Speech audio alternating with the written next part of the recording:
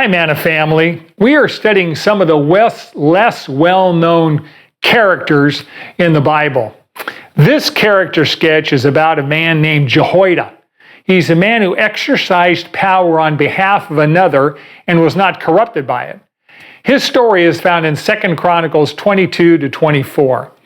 His name means Yahweh has directed. And in 2 Chronicles 22 to 24, you will hear an amazing story. He was the high priest of Judah during a period of national crises.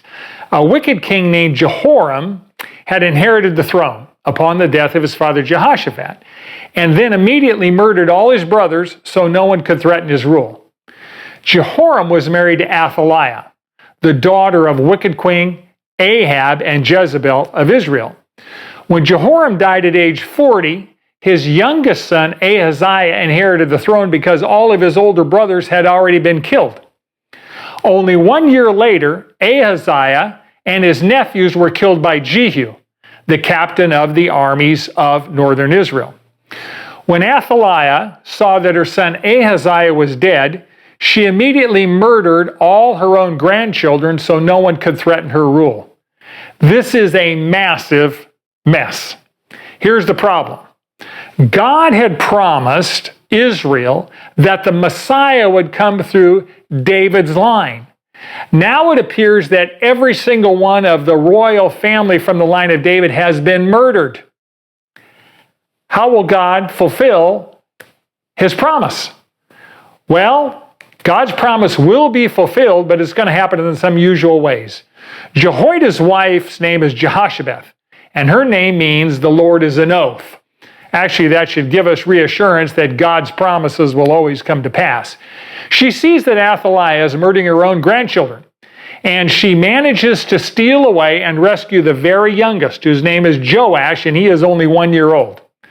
She hides him in the, quote, room of the beds, which is literally where all the bedding for the temple and the tabernacle is stored. She and Jehoiada, her husband, risk their lives to keep this one last descendant of the Davidic line alive, because it would be considered treason to do this by Athaliah. God's entire plan of salvation through the Messiah from the line of David depended on this one baby boy. So when Joash is now age 7, Jehoiada decides that it's now time to publicly crown him king.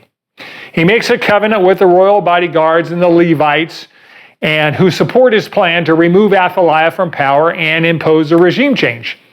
His plan is to pick a Sabbath day, when the temple courtyard will be filled with people who are loyal to the law of God. So they crown Joash in the temple courtyard, and all the people shout, "Long live the king." They have a full military escort and a full contingent of soldiers to protect his life. When Queen Athaliah saw the coronation ceremony and heard all the sound of rejoicing and people saying, "Long live the king," she tore her clothes and cried, "Treason." Jehoiada commanded that they move her out of the temple and then execute her for treason. Now, it's not enough to get rid of evil. You also have to replace evil with good. Now that Athaliah is dead, Jehoiada makes a covenant with himself, the king Joash, and the nation of Israel that they altogether will follow the Lord. He restores the temple worship of Yahweh in Judah as commanded by the Mosaic law. They tear down the temple of Baal, destroy its altars, kill its priests, so they're getting rid of evil, and Joash, the descendant of evil, is crowned king on the royal throne.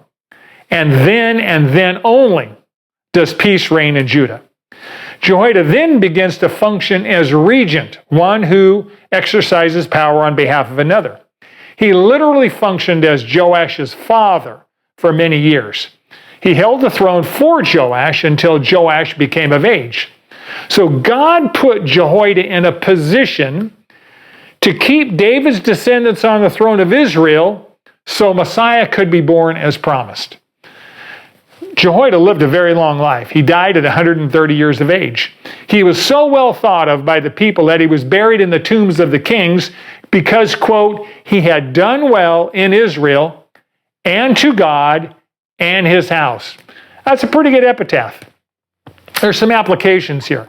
Number one, God's purposes will always come to pass, no matter how desperate the circumstances. Number 2, you are never too old to be useful or too young to follow God. Jehoiada was 100 years old when he rescued Joash, and Joash was only 7 years old when he was crowned king. Number 3, God has placed each of us exactly where he wants us to serve. Not to sit, but to serve. Spectating is way overrated.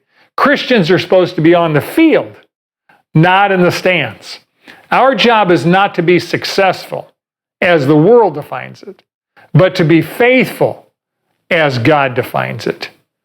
Go and do likewise. Remember, God designed us to do life together.